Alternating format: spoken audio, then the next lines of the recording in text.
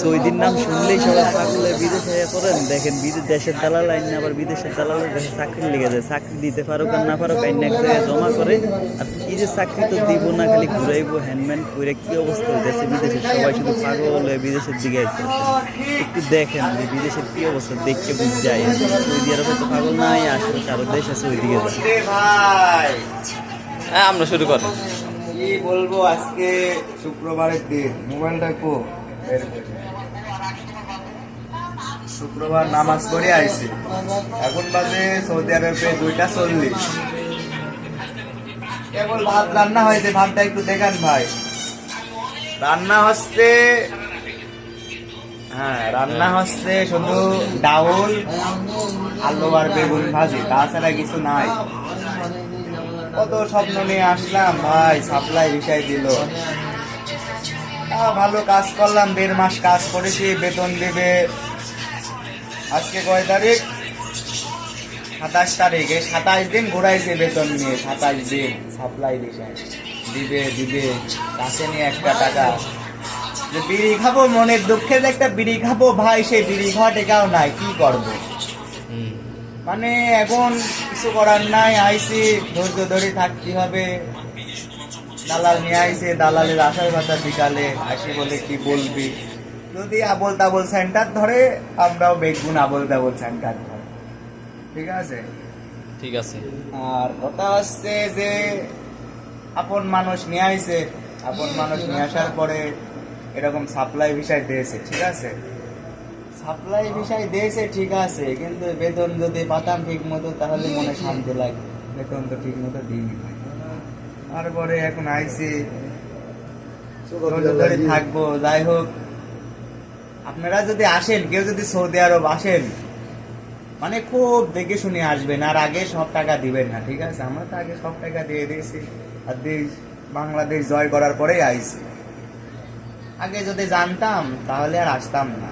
যাই হোক, এখন নিজেকে এই দেশে আইসি, আপনারা আসেন কিন্তু খুব সাবধানে দেখে শুনে আসেন। আগে টাকা পয়সা দিবেন না, কন্ট্যাক্ট স্লিপ দেওয়ার পরে তারপরে টাকা পয়সা দিবেন, আগে কোনো টাকা পয়সা দিবেন না। এটি হচ্ছে ছোট ভাই হিসাবে আপনারে সতর্ক করে দিলাম। আর যদি মনে করেন কি হবে, যা হয় হবে, তাহলে আসেন, সমস্যা না, আসেন। হাল পেঁয়াজ দিয়ে ভাত খাবেন, পান্তা ভাত, কোনোদিন খাতেও পারবেন না, আর না খায়ও থাকা লাগবে, এরকম। আর হ্যাঁ, আসার সময় চিড়ে আর গুড় নিয়ে আসবেন। আমার বড় ভাই চিড়ে আর গুড় নিয়ে আসে।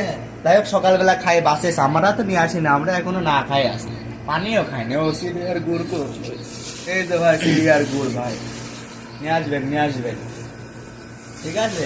নিয়ে আসি খাবেন। ভাজা বিস্কুট কম নিয়ে আসবেন, কারণ ওইটা নিয়ে আসলে মনে করেন প্যাকেট খুলবেন, এখন একা তো খাতে পারবেন না, সবাই দিয়ে খাওয়া লাগবে। মনে করেন নিয়ে আসবেন, শেষ, একদিনে শেষ, ঠিক আছে। আর ঠিক আছে, আসবেন, রিজিক যদি থাকে আসবেন, সমস্যা নেই। এখন আমার জন্য ভাই একটু দোয়া করবেন, খুব কষ্টে আছি। যাই হোক, গরিব মানুষ, আইসি ধার। সবার জন্য দোয়া করবেন। আমার জন্য একটু বেশি করবেন, আমার মা খুব টেনশন করে। আর সবার জন্য দোয়া করবেন, মন খুলে দোয়া করবেন, যে ছোট ভাইরা গেছে একটা মনের আশা নিয়ে স্বপ্ন পূরণ করতে, আর আসি যদি এরকম কষ্ট করা লাগে ভাই, তাহলে তো মনে করেন সমস্যা। তারপরেও আল্লাহ ধৈর্য ধরাচ্ছে, ধৈর্য ধরছি। আসেন, সমস্যা নেই, আসেন। দেশে থাকলে খাবেন, এই দেশে রিজিক থাকলে তো আপনারা খাবেনই।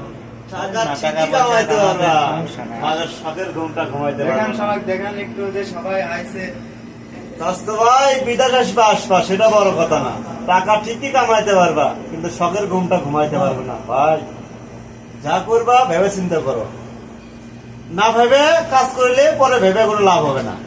ভাবিয়া করিও কাজ, করিয়া ভাবিও না ভাই। বিদেশ আসবেন ভালো কথা, আসেন, দেখে শুনে আসেন, কন্ট্যাক্ট স্লিপ পাওয়ার পর তারপরে দালালের টাকা দিবেন, তার আগে দালালের 1 টাকা দিবেন না ভাই।